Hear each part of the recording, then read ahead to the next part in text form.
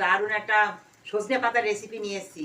আর এটা আমি সজনে পাতা দেখো এই যে নিয়েছি, নিয়ে এবার একটু সেদ্ধ করে নেবো আগে। চিপে এই যে জলটা বের করে নিয়েছি, এটা আমি তরকারিতে দিয়ে দেবো। যেহেতু বড়া করব তার জন্য এই যে আলু গ্রেট করে নিয়েছি, সেদ্ধ আলু, পেঁয়াজ কুচি, লঙ্কা কুচি, বেসন, ধনে জিরের গুঁড়ো, তারপরে দিয়ে দিচ্ছি কালো জিরে আর সামান্য চিনি, নুন, হলুদ দিয়ে আমি এটা সুন্দর করে মেখে নেবো। এখানে বানিয়ে ভেজে নেবো তেলে। তেলের মধ্যে দিয়ে দিলাম কালো জিরে, পেঁয়াজ, টমেটো, ধনে জিরের গুঁড়ো, কাঁচা লঙ্কা বাটা, তারপরে নুন, হলুদ সব একসঙ্গে দিয়ে সুন্দর আমি মশলাটা করবো। এই যে আলু দিয়েও আমি সুন্দর কষিয়ে নিয়েছি। চিংড়ি মাছ আমি ভেজে নিয়েছি আর জল দিয়ে দিলাম। হ্যাঁ, বেশি জল দেবো না। হ্যাঁ, তারপরে জল দিয়ে ফুটবে তখন দিয়ে দেবো মাছগুলো। বড়া দিয়ে মাছ দিয়ে সুন্দর ঝোল। একটা বড়াও দেখো সুন্দর ভাঙেনি, কত সুন্দর গোটা গোটা সব বড়াগুলো রয়েছে।